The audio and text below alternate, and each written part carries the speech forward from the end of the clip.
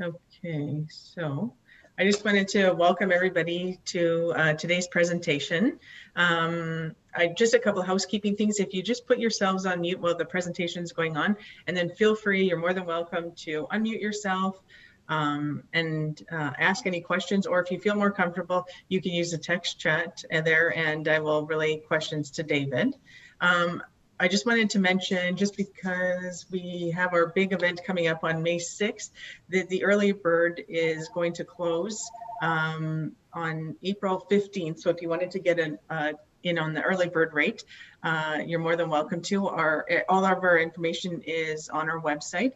We'll have keynote speakers, we have a purse auction, we have trade show tables, we have workshops. So we have a whole bunch of information. So if you're able to join us, please feel free, and I'll put the information in the chat box there so you could find the link there. And I just wanted to welcome David Cohen today. David's been with us a few times, well, more than a few times, and he's always provided some great information. So he's from the David Cohen Group. So I just want to welcome you, David. Thanks. Hey, everybody. I'm seeing some familiar faces and some new ones too. So welcome, and thank you, Lori, so much. Let's get started on today's session, because I know I got to be quick on these things. So this is the EQSP approach to selling, the new way to sell. Whoop! I gotta share my screen first. There we go. And now I'm going to just start from the beginning. Can everybody see that? Yeah? Okay. Let's get going. So the new approach to selling. How many of you like selling? Just show of hands. You like getting on the phone and calling somebody new and getting some business? Yeah, nobody, right? This is going to make life a lot simpler for you because it's not that bad. So this is my company right here, and of course we're working with Paro, Women's Entrepreneur Center. So it's the EQSP and Key Steps to Selling. So I'm just going to go to the chat before I advance the screen. LA, you're okay with selling? Yay, good, excellent. So this is what our title is, EQSP Approach and the Key Steps to Selling. So let's just get right into it. In order to sell in this environment, what I'm finding since this began about a year or so ago is that you need to stock up on EQSP. So what's EQSP? No, it's not the song by Aretha Franklin, RESPCT. It actually stands for empathy. You need a huge dose of empathy for people right now because everybody you're talking to is going through different challenges. They're in different spaces with what's going on, right? Some people are really busy. I spoke to somebody yesterday and their friend was like super busy, right? And some people are like, oh my God, where's my business gone? Or I've had to pivot or change or do something. So you need to have empathy for your clients, but also you need to have empathy for you. I just wrote an article for Home Business Magazine. You can check it out online. And it's about the end of February, early March. I was feeling a little flat, right? It was like, it could be the winter blues, but it's also what's going on with these lockdowns and all this nonsense, right? And I was feeling like, oh man, like I don't even feel like getting up out of bed and doing my work and going after business. And so you need to have empathy for yourself and really practice self-care and nurturing too. So we're going to get into this a little bit.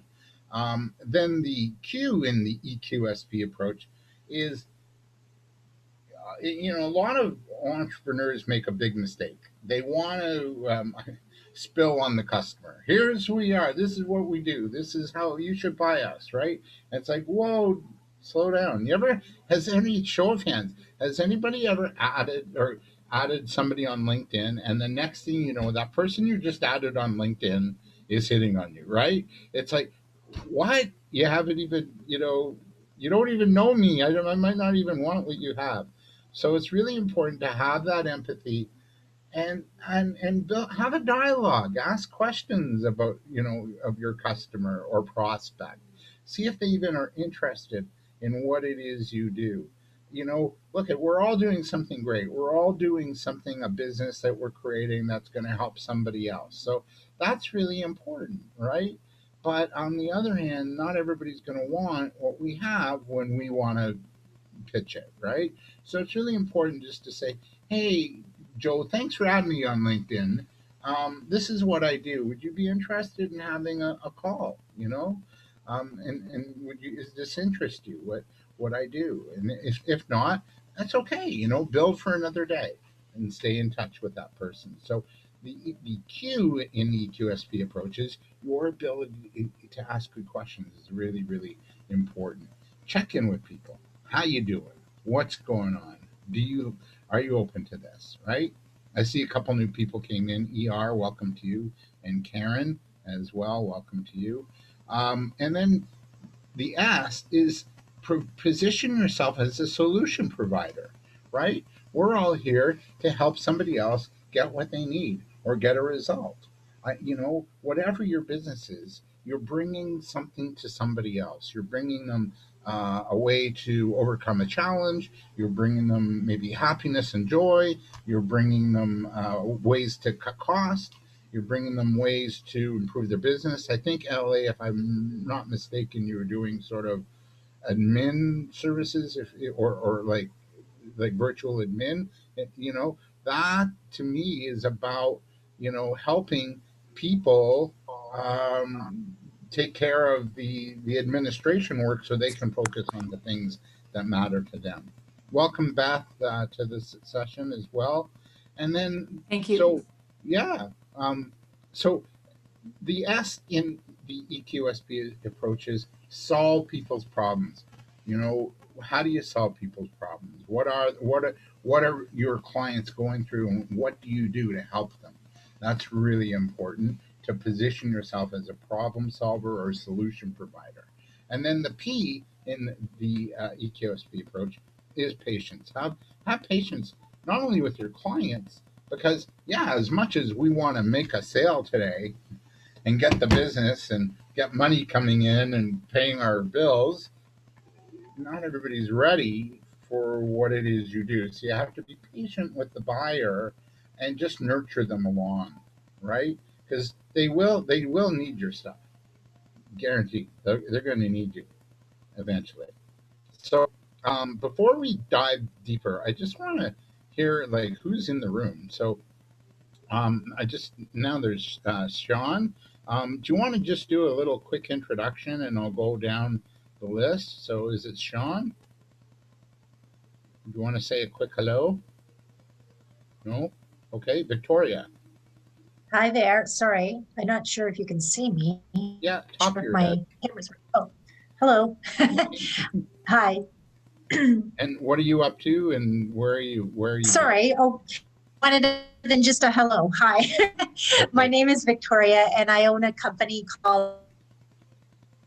But I'm also a business growth with Arrow, and I'm in just this approach to sales because we do a lot of sales. So we're in the food business, and I have a team that's on the ground doing sales, and I get, people are stressed. People are really stressed. So a lot of, the points that you were talking about really resonated. I just thought I would dig in and see what it was all about. Thanks. Welcome. And Beth, do you want to say a quick hello and where you're from and what your business is? Sure. Good morning or good afternoon, everyone. Beth Brooke, and I'm in Port Hope, Ontario, and I'm just starting out a business that will be providing services to seniors in their homes to help them stay living independently for longer. Excellent. Happy to be here, and thanks for your help. Oh, my pleasure. Thanks. Welcome to you. Nice part of the province. Carol, do you want to just say a quick hi and tell us what you do? My name is Carol. I own Driver's Ed for You, driving school. So that's been a challenge through the COVID. Last year, I developed an online course so students could actually start with the online instead of the in-class. and how to drive. And then I took advantage of the Shopify digital on Main Street, and I'm working on a Shopify store on all emergency stuff, like emergency car kits, emergency flashlight that you crank, anything emergency, solar type of thing. So that's what I've been up to. Wow, good for you. Way to go, Carol. Thank you. Deborah. Deborah Hebert. Hi, I'm just starting a business of my own as well. It's service related to support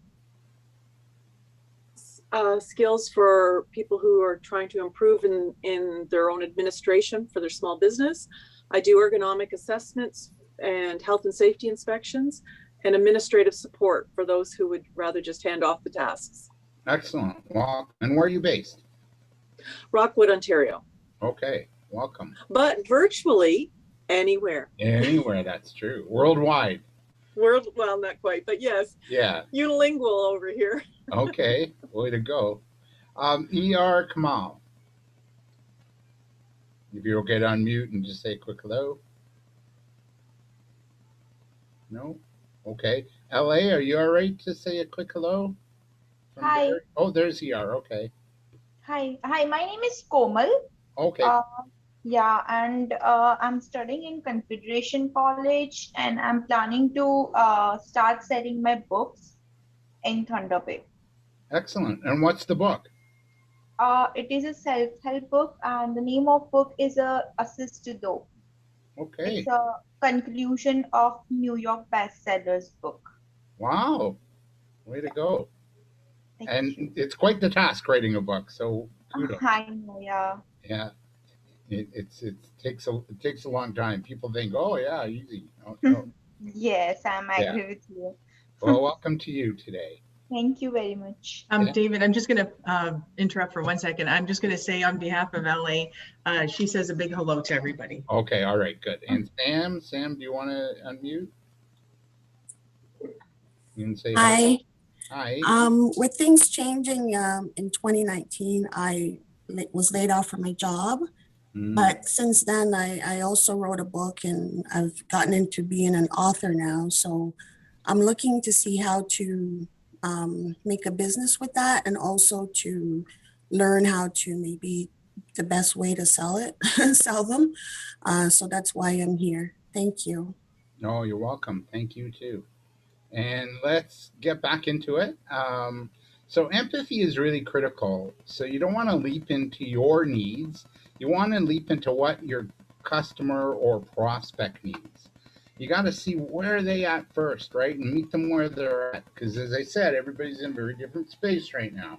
So have empathy for your customers and have empathy for yourself too, right? You want to be in a positive emotional state when you're, getting ready to sell. So you want to get ready mentally, emotionally, and physically to sell. So what does that look like? Well, one is know who you're going to call on, figure out like who's my ideal client and get their information and write it down, right?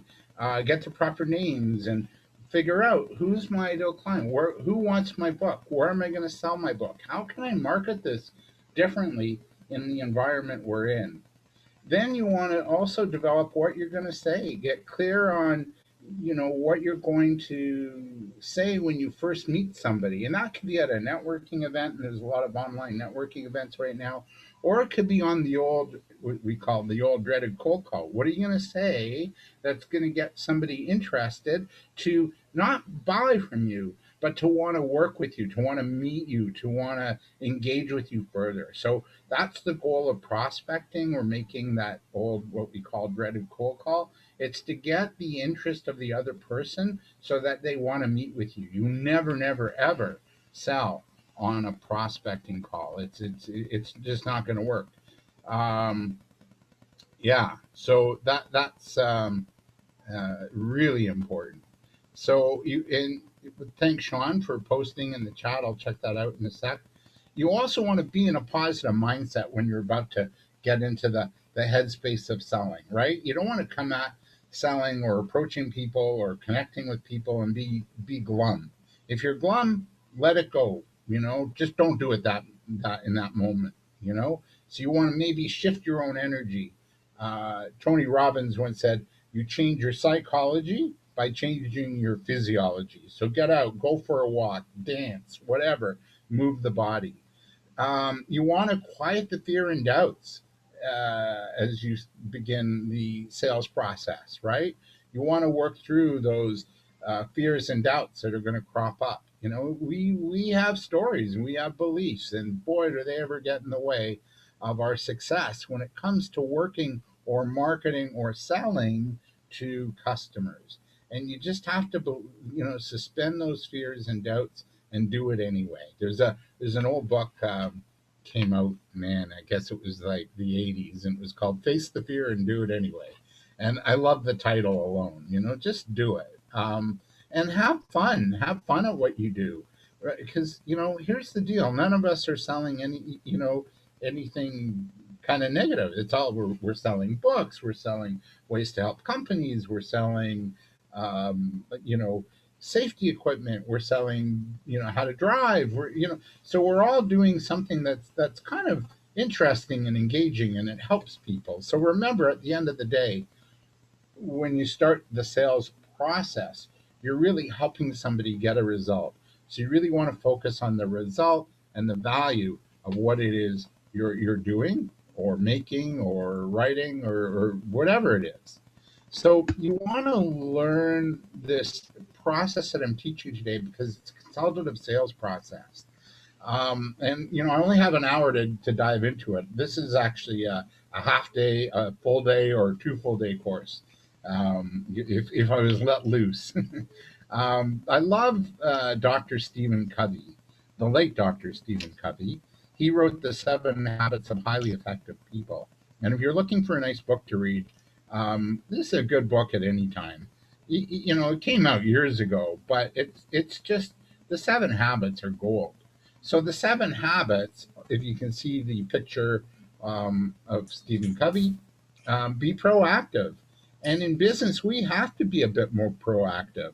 We can't let the work come to us. Like maybe in a work situation, if we're working for an employee, we have to make things happen, right? So you want to be proactive. You want to schedule time in your day to make outbound calls, to connect with possible clients, to send emails, to maybe host a podcast, or do a Facebook Live, or market to your client base online and let them know that you're there. So that's step number 1. Step number 2 is begin with the end in mind. Take time out to visualize your success. See it happening in your mind's eye, right? See what you want, the result you want, and feel it. Feel the experience. What does it look like, taste like, feel like? Where are you? So begin with the end in mind. I'm a big believer of the importance of doing visualization to help you get to where you want to go. They've done studies and tests on the power of visualization with pro basketball players. There was a Dr. Blizzato that was watching the Chicago Bulls back in the day when Michael Jordan was playing and Phil Jackson was the coach, and he was known as the Zen coach. And the reason he was the Zen coach is because he would not only have his team practice, but he would lead them in visualization and meditation on the court during the practice. And they won 6 championships in a row. So Dr. Blizzato thought, there's something to this visualization meditation thing. And he took a group of basketball players and he divided them into three parts. The first group didn't practice, nor did they visualize throwing free throws, right? The second group practiced. They practiced throwing free throws. The third group would sit and visualize it. They'd meditate, they'd close their eyes, they'd see themselves throwing free throws. And the results of this study were just mind-boggling. The group that didn't practice or visualize had no improvement rate in their throwing of free throws. The group that actually practiced, physically practiced, had a 23% increase in improvement rate in throwing free throws. And the third group that just didn't practice but visualized or meditated on it or saw it in their mind's eye, they had a 21% improvement rate in throwing free throws. So the difference between the group that practiced and the group that didn't was 2%. So begin with the end in mind. Get in the habit of visualizing your success. We're so bombarded by negative news these days. Shut that stuff off and focus on your own goals and your own business and your own life and see it in your mind's eye and watch it happen. And I'm living proof, because when I was going through a really rough patch in my life, it was a divorce. I was reading a book called The Monk Who Sold His Ferrari by Robin Sharma, which is he's from Toronto, actually, Canadian guy. And in the book, he talked about visualization. So I would do this, right? And I was in a real, like, I'd just gone off a divorce. Oh, I lost a job. It's like, what the heck? I'm like a country music song. And then I would visualize at night, and I would visualize myself teaching, like what I'm doing now, but in a classroom. And for whatever reason, when I visualized this image of me teaching, and I had never taught, but I really wanted to get into this field based on me taking this course, that personal growth course. And I really wanted to change my careers. And I visualized myself teaching, and the room had light pink walls. So this was like February 1999. By September 1999, I got my first ever teaching gig. I had to work for it. I had to do the action and show up. And the room I taught in had light pink walls. And by the way, I got paid back then. It was $100 an hour, and it was like amazing. And the workshop went so well, and I was so happy. And that's what launched my training coaching career. I've been at this now since really late 1999, 2000 to be for sure. So begin with the end in mind. Put first things first. Do the important tasks first. If you don't like making those prospecting calls, do it first thing in the morning. Just do it for an hour. Commit to an hour a day, and then you're done, right? And the rest of the day, piece of cake. Think win-win when you're talking to your customers or prospects. You want win-win things to happen. You want them to benefit, and you want to get paid, right? And here's where the EQSP approach comes into play. This is the E, and that's number 5. Seek first to understand and then be understood. And that means get into your client's shoes, see where they're at, meet them where they are, find out what they want, what their needs are, and then you can then pitch your ideas, your products, your solutions. So that's really where you need to be in the EQSP approach. That's where empathy comes into to play. It's seeking to understand people rather than being understood. And I guarantee this can happen in normal, regular relationships, not just business, because this can, if you have an argument with somebody, find out, hey, listen, tell me where you're at. Park your own feelings and emotions for a bit and just say, where are you at? What's going on with you, right? And then you're going to have more information to move forward and solve issues. So you want to really, create an atmosphere of give and take by taking the time to sit down with your customer and understand the issues and give candid and accurate feedback to them. Ideally, you want to have synergistic relationships with your clients, with people that you work with associates and partners. And then you also want to take time for yourself too, right? Take some time to sharpen the saw, as he says, which means manage your health, manage your own well-being, manage your physical wellness. It's really important right now to not only cope with the times we're in, but also to be really effective in running our own business. So this approach is a consultative sales approach. And what this consultative sales approach is about is it's all about relationship, that the relationship comes first. It supersedes any transaction. And good relationships are open, friendly dialogues that identify and provide ideas and solutions to your customers' needs. That's really what it is. That's your goal when you're making a call. You want to have a meeting where you're going to sit down with your customer and further get to know them and get to know what their needs are, what their budgets and hopes are, and their goals are, and see if you can come up with an idea or solution to help them get to where they want to go. So consultative selling is really focused on the customer rather than the product or service being sold. So that's nice that you make things or you offer products or you do these services for business people, but you want to know, what are your needs? What do you really need? Because what might happen is you might identify something by dialoguing and asking questions of your customers and getting to know them more. You might discover they need more of what you have. So that's a possibility. So this technique is going to help you understand the challenges that your customers are going through, and then it can help you position your business in a way that you become a solution provider and you're providing ideas and solutions to your clients. Any questions at all? Comments, questions? You can use the chat. I'm all about that. There's Okay. none in the chat, David, but if anybody has any questions, you could feel free to unmute yourself. Yeah, for sure. So what if your job in business and sales was to attract buyer interest and then to meet and discuss their wants, needs, budgets, goals, hopes, dreams of the client, and to see how you and if you can help them and if you can work together? What if that was your job?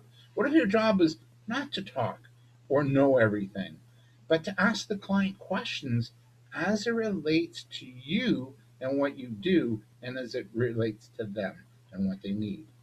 What if you only had to make a 5 to 10 minute sales presentation to the client, and in that you're going to ask for the business? How do you feel about that? Does that change your idea of sales being like, ooh, like it's yucky, right? Because this is really what sales is. This is what being a good sort of consultative sales person is. It's you want to attract interest through your marketing, and your marketing could be, now it's more like online, right? Maybe you do a direct mail campaign, right? You cut through some of that online clutter and you send something in the mail. Maybe it is through a calling somebody, right? Just to see and have that conversation. And then the goal of your marketing is to get that meeting, to get a face to face. Now we have to do it probably via Zoom, but let's get that conversation happening where you discuss where the client is at and what they want and what their challenges are, and then you explore whether or not you can help them in a way that's going to benefit you but really benefit the client as well. That's that win-win, right?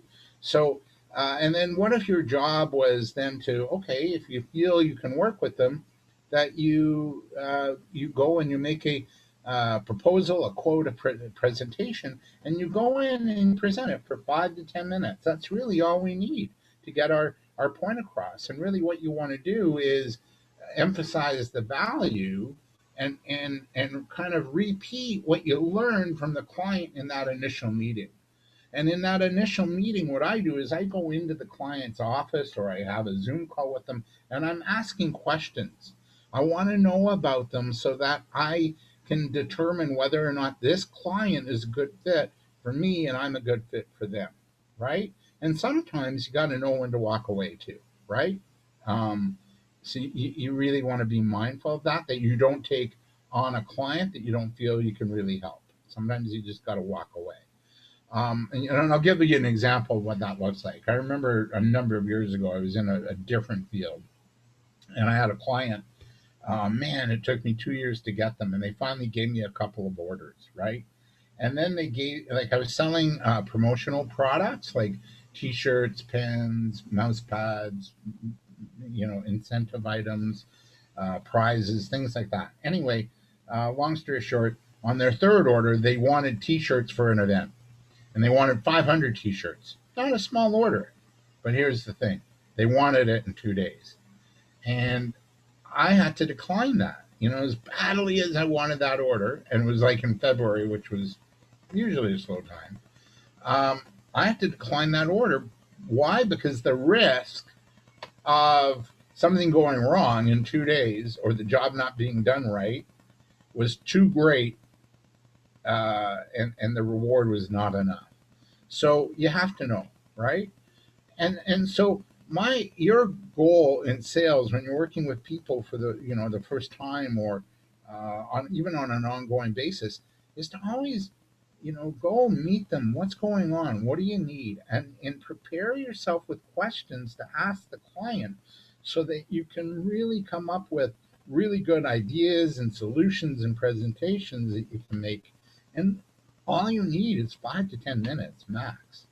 And then you're going to ask for the business. You might have to overcome objections, and you might have to re-ask for the business. You might have to negotiate, but then you do the business, you do the work, and you nurture that relationship along, because your customers are going to be a really good source of referrals and repeat business.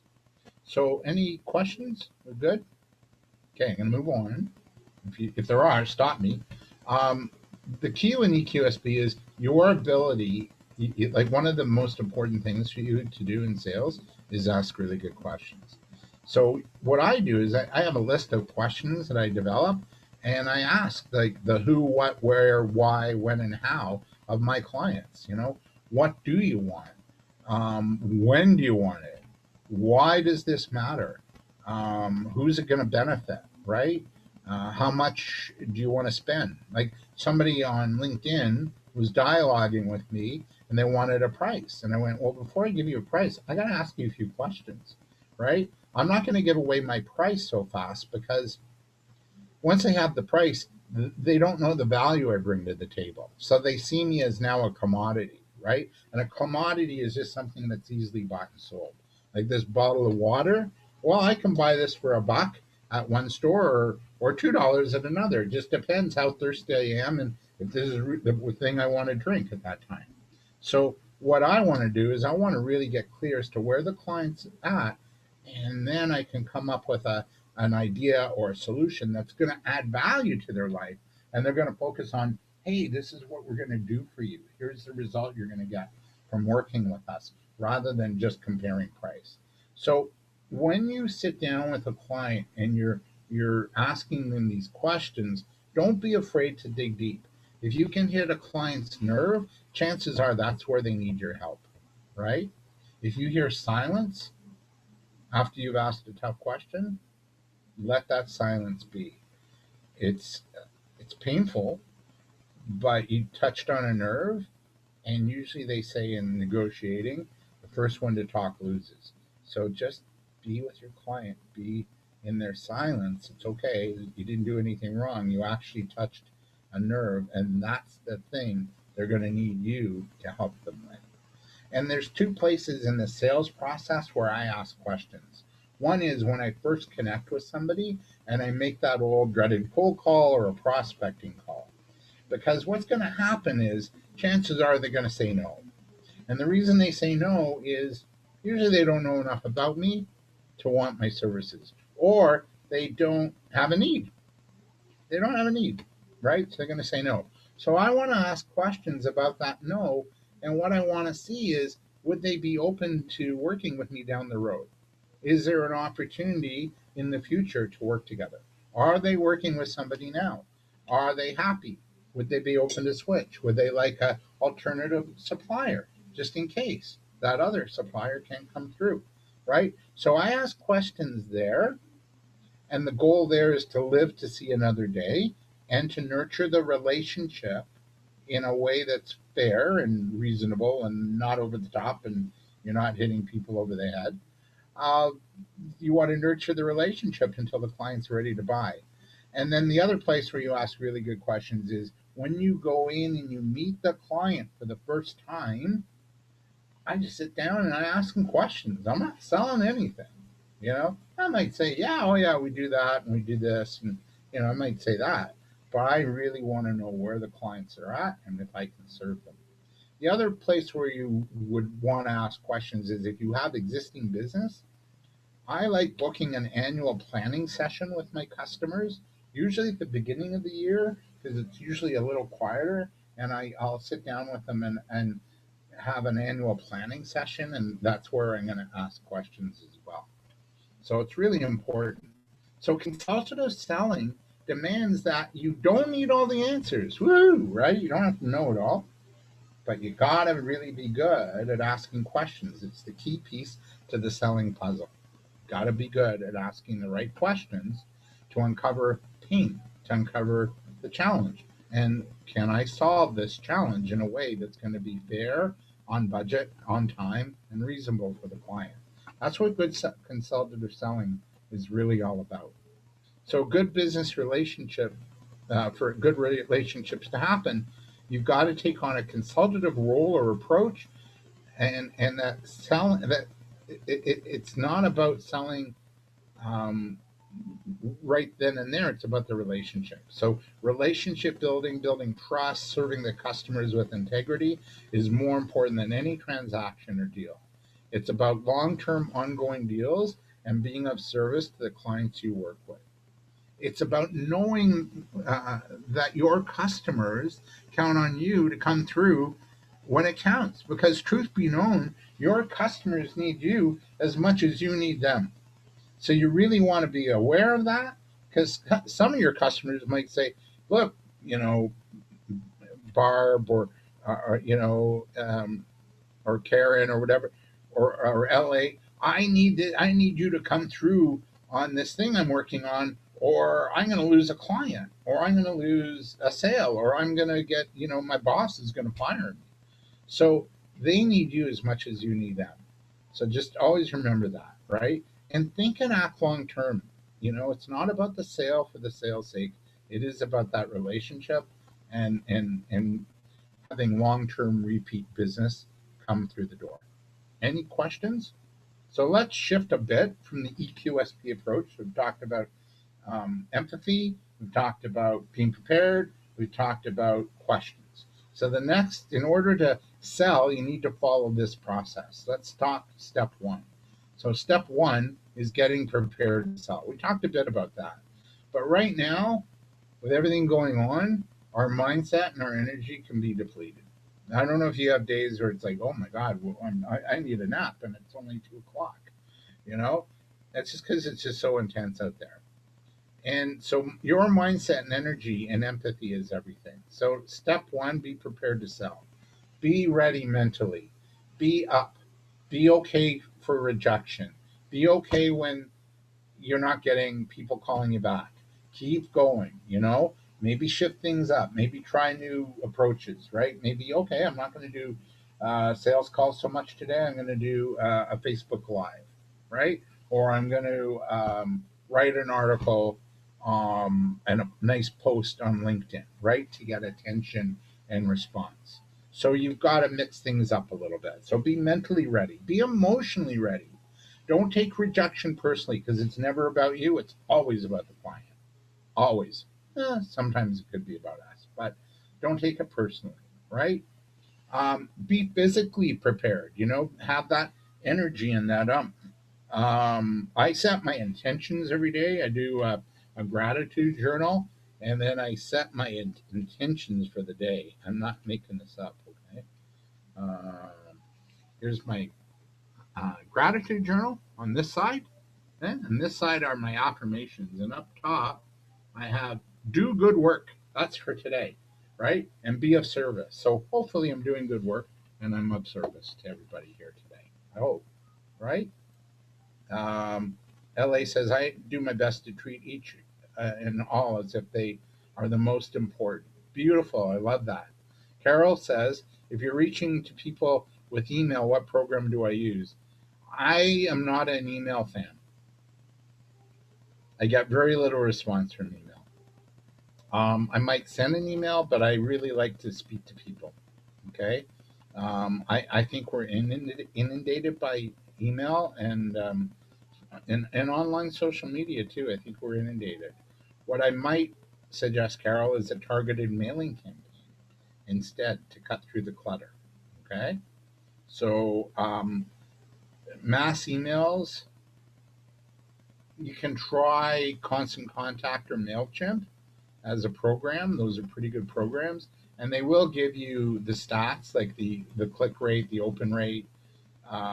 Usually I was finding when I was doing that, I got about a 33% open rate, but I think it's even worse now, just because there is so much clutter, because that's what we can do. So I would look to doing online networking. There's online networking events. Meetup has really morphed into more online. I would, if you can, do volunteer work with organizations, even if it's remote. It's a good way to meet people. Um, yeah, just be a little bit more creative, and also in marketing, you don't want to be a one-trick pony. You don't want to be, well, all I do is email. Might not be the best idea. Maybe you do email, you do some calls, you do some social media events. Maybe you have a podcast. Maybe you have a YouTube channel where you're posting videos. Maybe you're doing joint ventures. You're teaming up with people that can drive their customer base to you, and you can drive your customer base to them. So mix it up. Don't be a one-trick pony and just all I'm doing is emails. I just asked because, like, when you mentioned email at the beginning, I said, do people actually still do email marketing campaigns? Yes, yeah, they do. Yeah, they do because of the distance, right? When you subscribe to somebody, like somebody that you like, and then you get inundated with emails, right? So that's what I don't like. I know, here too. It's like they email like 2-3 times a week, sometimes every day. It's like, stop it, unsubscribe. Yep. Stop it. I'm inundated enough. Yeah. So I hope that answers your question. It sounds like we're preaching to the choir, you and I, right? Let's get back to the session. You want to physically be upbeat, right? Mentally, emotionally, strategically, know who you're going to call on. What's your approach that day? What are you going to say? What do you think matters to people right now? Right? Talk the language.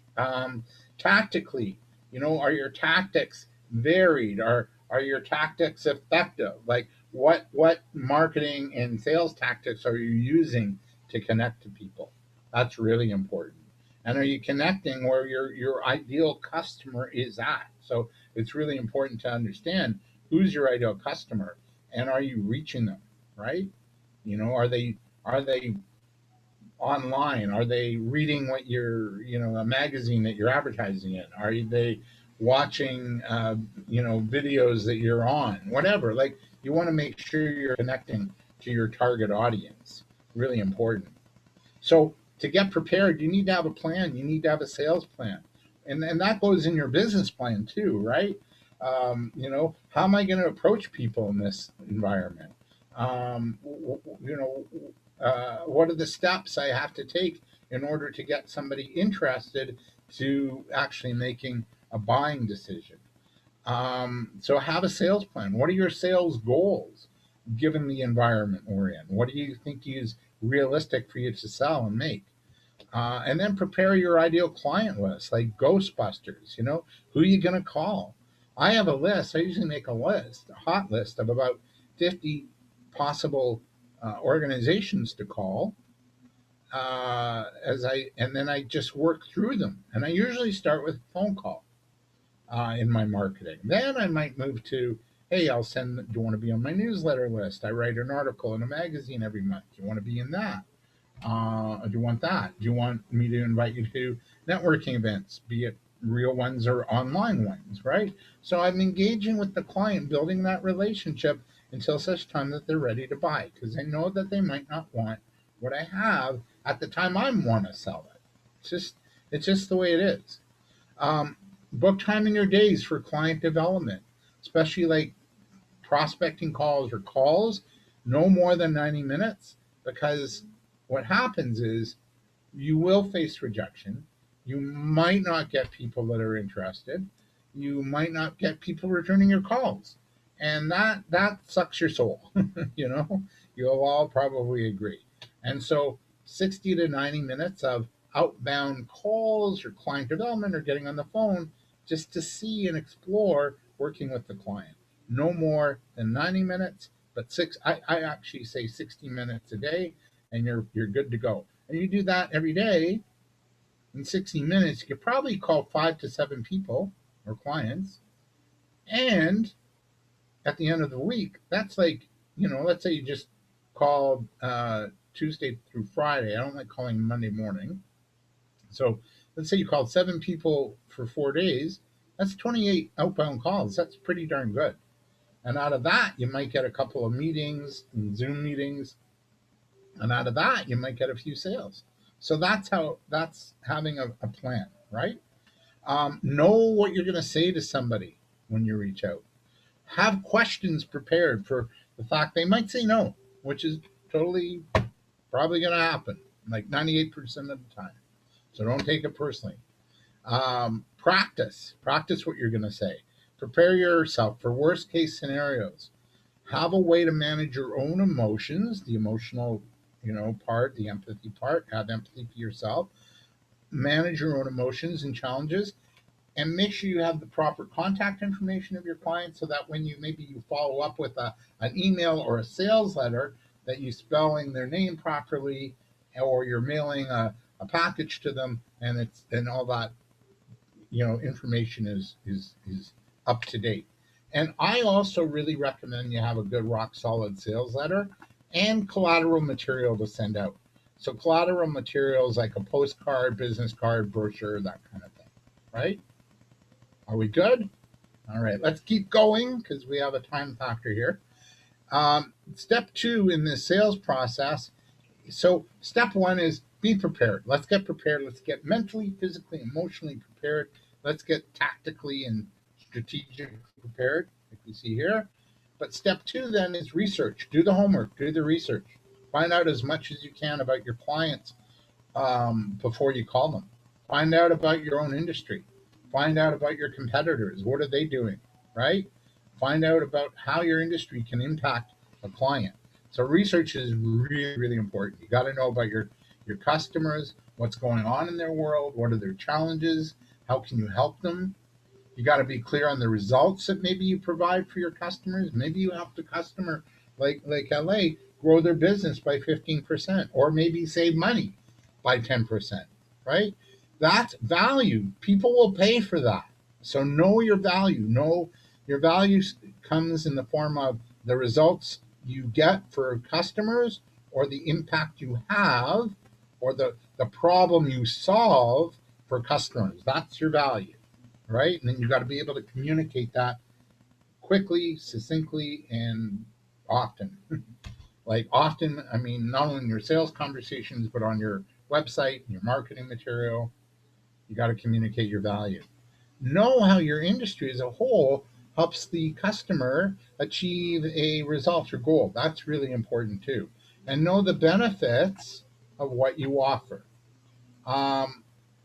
Also know your customer, right? What's going on in their world? What are their frustrations, challenges? What pain are they in? What's happening in your industry? What are some success stories of companies that are doing well? Model them, right? And then adapt it for yourself, right? Who in your sector is succeeding and why is that? And what are your competitors' mindsets right now? What's their business model? What's the recipe for success? What are they doing that maybe you need to be doing, right? What's their messaging that maybe you could borrow, right? We call it R&D, not research and development. Rob and duplicate. So, get into that habit, but be mindful. Don't be blatant. So, when you communicate your value, there's actually a mathematical equation for it. And it's really important. You've got to know your value and how you help a customer. And value is really, it's the sum of the benefits minus cost equals value. And there's 4 key benefit areas. One is a service benefit. So if you have a service, what's the benefit? What's the outcome the customer gets from working with you? If you have a product, what's the benefit to that product? Sure, it tastes great, the toothpaste, but it makes my teeth white. And not only when I have white teeth, I feel confident, and it might improve my dating, or it could improve my chances of getting hired when I have an interview because, oh, you have such nice white teeth, whatever. That's the benefit. Sure, the toothpaste tastes good, but that's nice. Or it's got a minty flavor. That's nice. But the benefit is something meaningful to the customer. What means something to your customer? And then the other benefit areas are relationship benefits. and then a brand benefit. So you're probably going, what is all this? How does this play out? Well, when you can have enough benefits minus cost equals value. If you can show enough benefit to the client, cost doesn't matter. So let me show you by example real quick, okay? Spinach is a product with a lot of value. Spinach has got vitamin K, good for your eyes.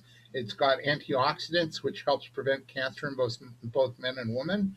It's got vitamin C. It's a super green superfood. It's really nutrition rich.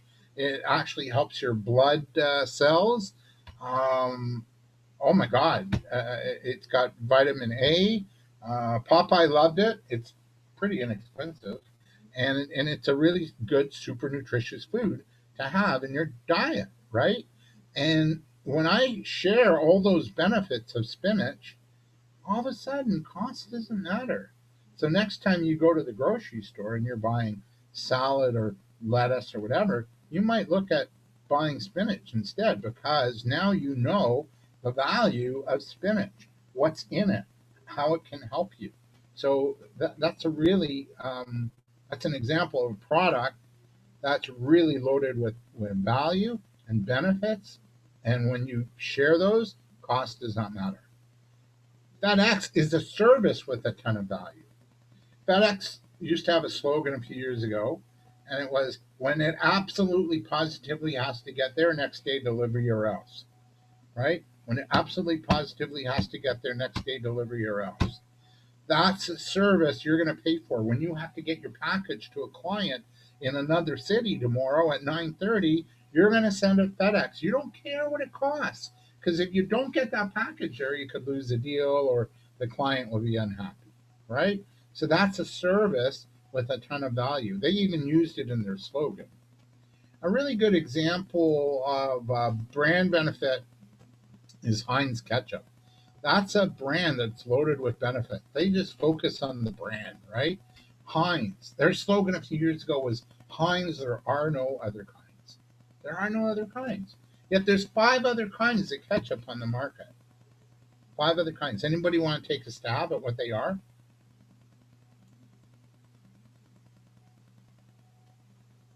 Anybody want to take a stab at what they are? The ketchups? For the sake of time, there's Hunt's, there's Aylmer. I'm seeing some in the chat.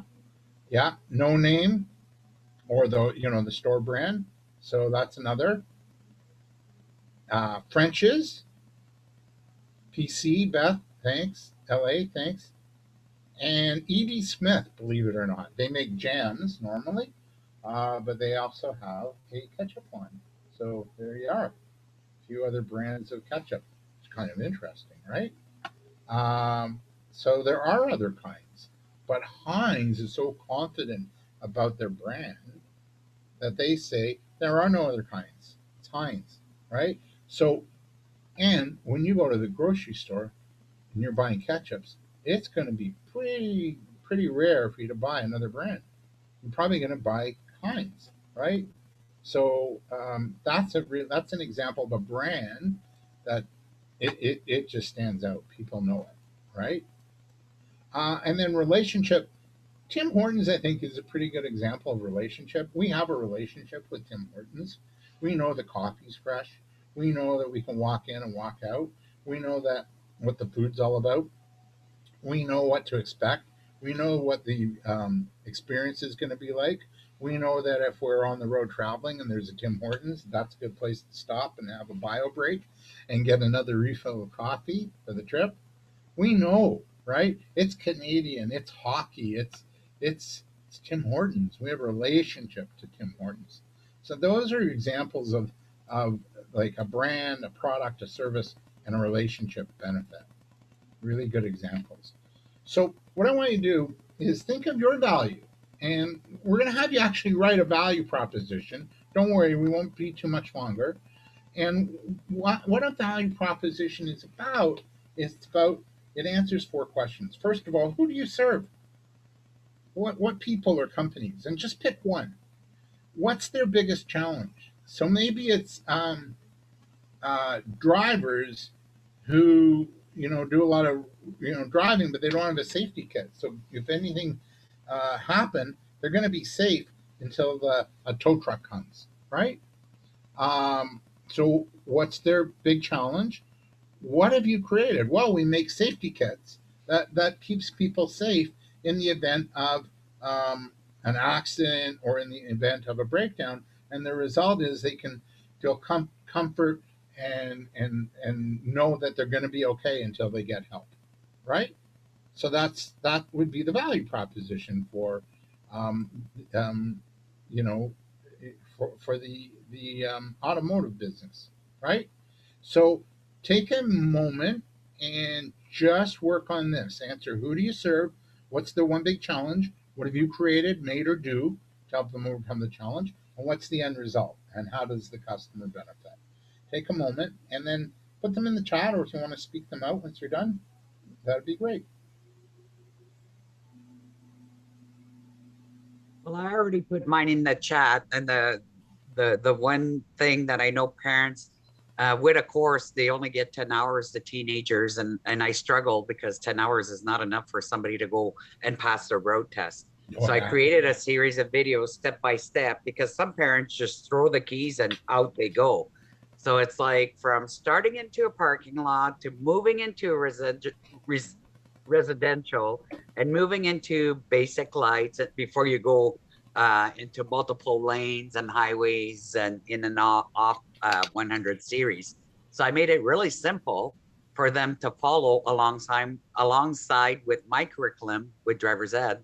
Excellent. And that way they could follow with me to what I'm teaching. And also I made it accessible for people that cannot afford a driver's ed that want to teach their teen how to drive. So it was one of my projects during my lockdown. Oh, awesome. Good one, Carol. Making good use of your time. Yeah. Yeah. I see what you posted in the chat. Good job. Thanks, Carol. Well done too. Okay, another moment on this.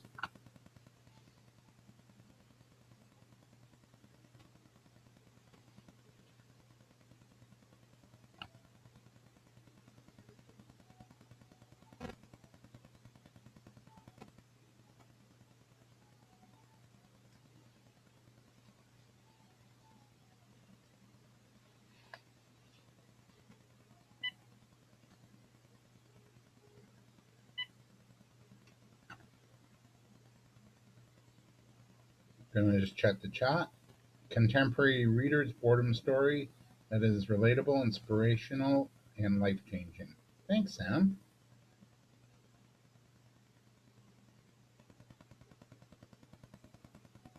Okay, 30 more seconds.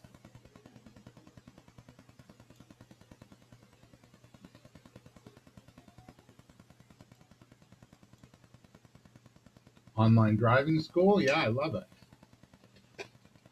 Why not? Now we have no choice but to be creative.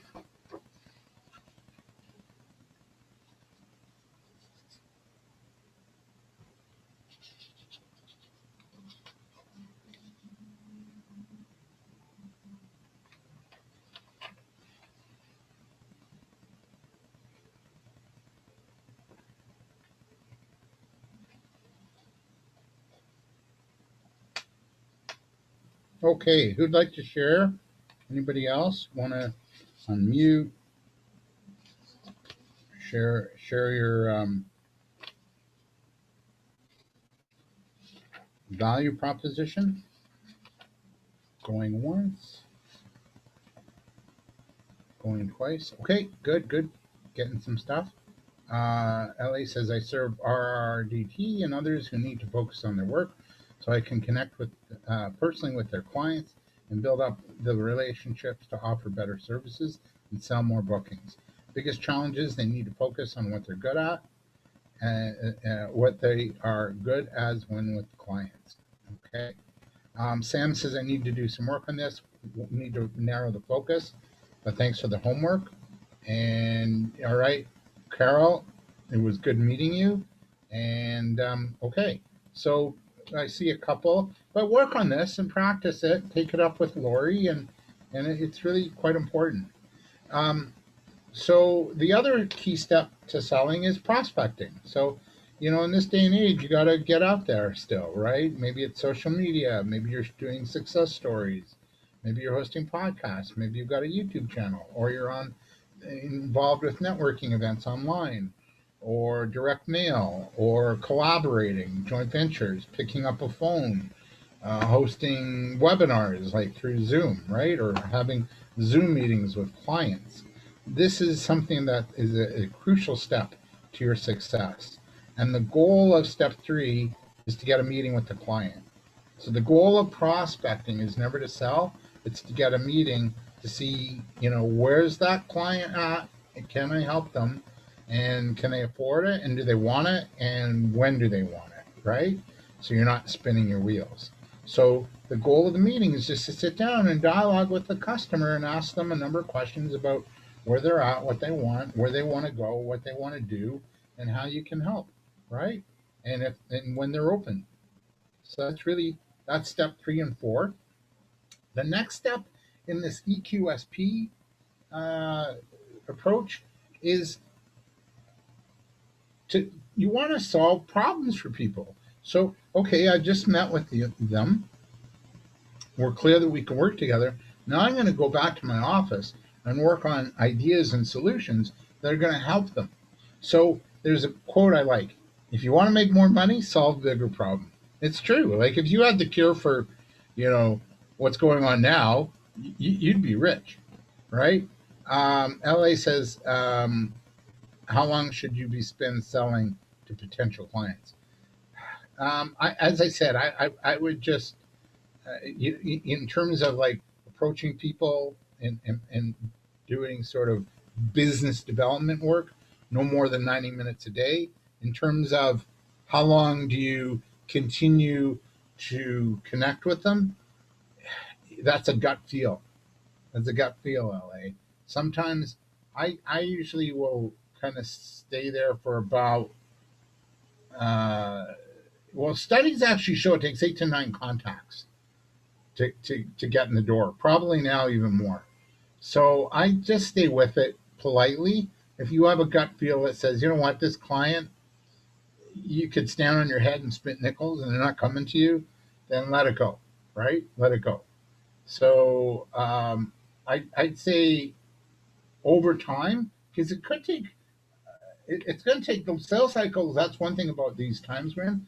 The sales cycles are a lot longer, right? So in some cases, so I would, it might take you a year or two to close a deal. So just stay with it politely. Don't be too over the top in terms of, how much and how often you approach them. Just sort of stay the course. Be polite. Be upbeat. Hey, Joe, just following up. We're getting great results with our other clients. Just wanting to see if you're ready now to have a conversation about how we can get this for you, right? So that's all that's involved in selling to a potential client. Just be really super positive, really light, really upbeat, and focus on the value and the success that you get for your other clients, and offer that value and success to them. I hope that answers the question. You really do have to use your gut feel. Sometimes you just say, this is a waste of time, I'm not bothering, right? So you have to use your gut feel.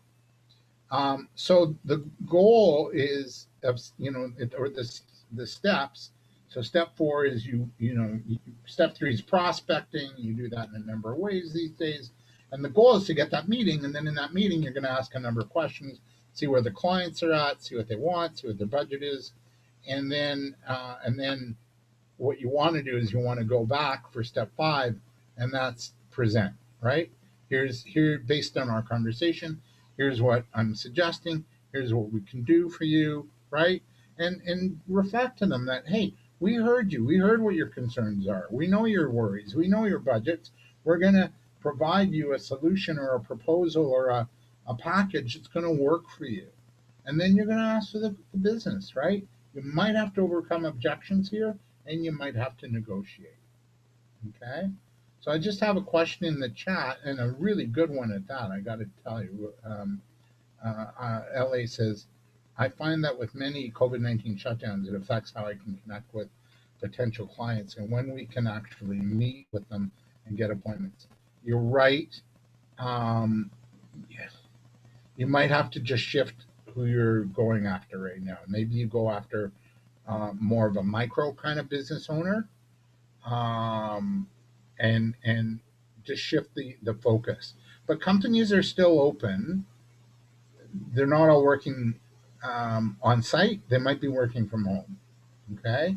Like Carol, one of my clients is to work with students who are new drivers, and it's dependent on when the government lockdown areas are.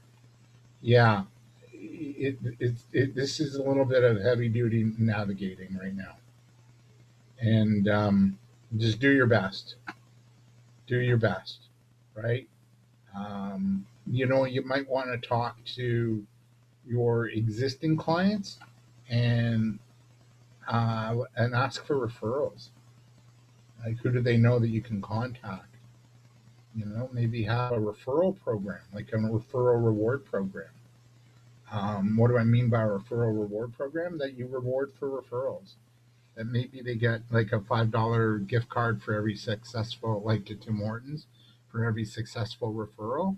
Maybe for every 5 referrals, they get a $50 gift card to, I don't know, Indigo Books, right? So you can have a reward program for referrals. So that might help, or you just shift who you're marketing to right now, and connect with people on LinkedIn, or if it's corporate, still call the company, because companies are open. People are working remotely, so they'll just direct your call.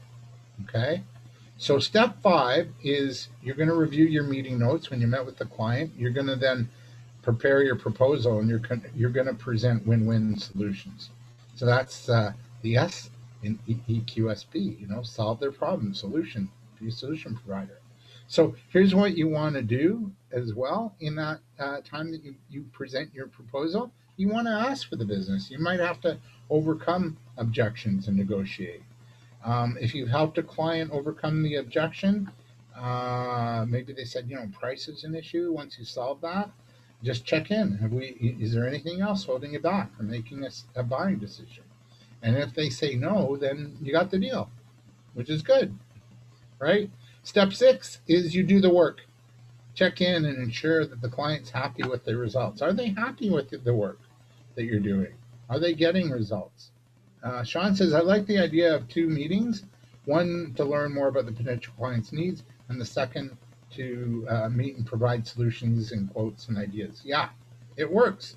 It works. And it's less stressful, because you don't have to know everything. You just have to ask good questions, listen, and then come up with ideas and solutions that are going to be helpful, right?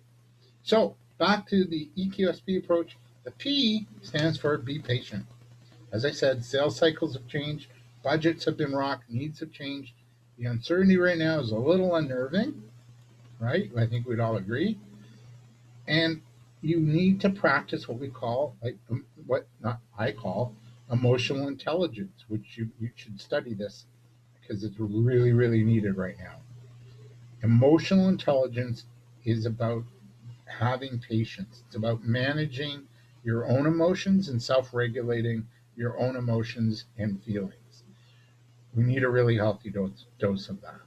But it's also the ability for you to understand, use, and manage your own emotions in positive ways to relieve stress, the stress between a customer and you, to communicate effectively and openly, to emphasize with others. Hey, I get where you're coming from. I feel that way too. I felt that, here too. How can we help you, right? How can you help your clients overcome their challenges and maybe diffuse their conflict or diffuse their emotional state? So we need I'd really read up on emotional intelligence or watch videos on it, because we need a healthy dose of patience right now with everything. Even with our kids, our families, everybody's stressed. Not everybody, but a lot of people, right? So here's an extra P. We have a bonus P to kind of end. This is a really important thing to have. Have passion, right? Try and summons up the passion, the feeling, the fire inside you. Be excited about what you're doing. There's a great author I like. Her name is Sally Hogshead, and she wrote a book called Fascinate. The 7 triggers of fascination, how to fascinate a buyer or a client. And she says passion is the sense of participation that you have when you're with someone who makes an emotional connection. Bring that emotion, bring the feeling. People buy based on feeling and emotion. She adds information doesn't connect with people, passion does, and emotion does. So make sure you stock up on passion. Before you start selling, be passionate, right? That's why get in that frame of mind, even if it's like you're going to work the phones for an hour in the morning, give it your best. Just be energized. Woohoo! Like pretend if you have to. Act as if, as Jack Canfield, the author of Chicken Soup for the Soul, says, act as if. So there's Sally Hogshead. This is the book I was talking about. She's got some great videos on YouTube about how to fascinate and connect with clients. Some really good ones. There's a nice little 3-minute video. It's called You've Got 9 Seconds, and it's worth the watch. So it's on YouTube. And step 7, the last step in the sales process, and we're done, is continue to build the relationship with the client. So after they buy, it shouldn't be bye-bye. It's really important to continue that relationship. I'll give you one quick story, and then I'll share this little image, and then we're done. So a number of years ago, I used to teach in Whitby, and I taught in a business training program. It was the Ontario Self-Employment Benefit Program. And one day I went in early, and there was a tire store down the street. And I took my car in to get new tires. So I went in and I said, hey, I need new tires, and here's my budget. What do you have? Oh, these are really good. And actually, they're just a bit over your budget, but they're good tires. Okay, great. Put them on. And I'll come back at the end of the day, and I'll pay for the car, and off I went, right? So sure enough, at the end of the day, I was teaching all day. I left. I got back to the tire store at about 4. I went in, and the car was waiting in the parking lot, and I paid for the job, and I got into the car, and off I drove. But that tire store made a really critical mistake, or they didn't do something that was really important. Any ideas what they didn't do? Any ideas? They didn't ask for my information. They didn't think I was important enough for them to stay in touch with and sell me more things down the road. They could have said, yeah, LA, they didn't get my details. They could have said, you know what, we've never seen you before. I hope you liked it here. We'd like to stay in touch with you because your safety is really important to us. Would it be okay if we had your email or phone, and we can let you know when you need a rotation, a balancing, or an alignment? Because if you don't get those things, that'll add to the wear and tear on the tires, but it's also a safety issue. If they said that to me, I would have said, here, take everything, take my wallet, take my wife, please. No, I'm just kidding. That's an old one-liner from Henny Youngman back in the days. Anyway, I would have given them all my data and information. And what they missed out on by not asking for that is they missed out on potentially, those 3 things to get serviced every year is probably $300 to $400. The life of the tires is probably 3 years, so there's $1,200, and then a new set of tires again, $400 to $500, let's say, right?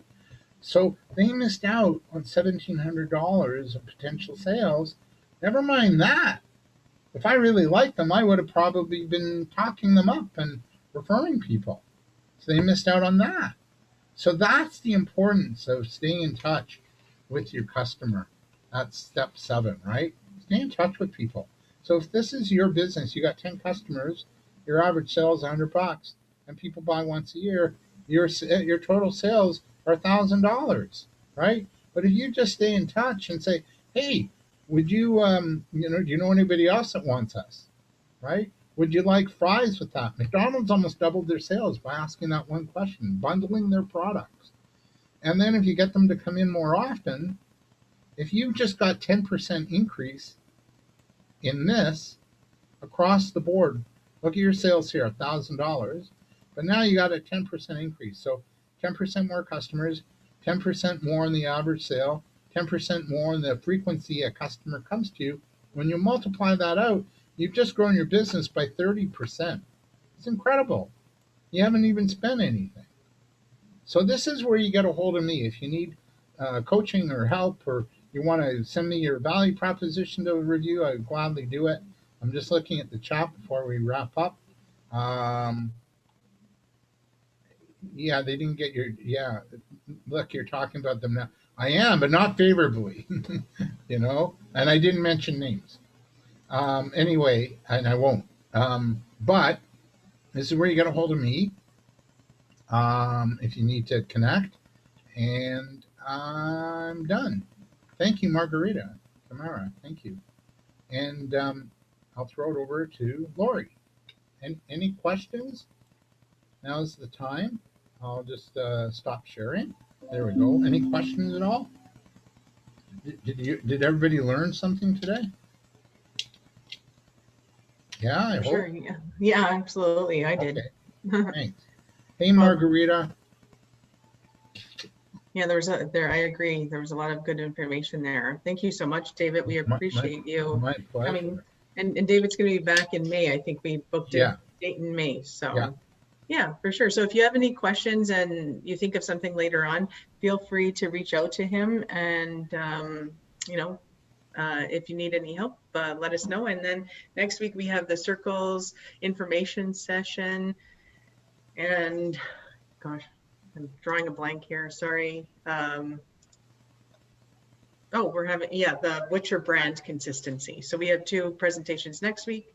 Hope to see you there. And thanks again, David. Thanks for everybody joining us today. Thanks everybody for the nice comments, and thanks Lori for bringing me on. Have a good day, everybody, and stay well. Everybody have a good day. Thank you. Yeah. All right. Thank you. Bye.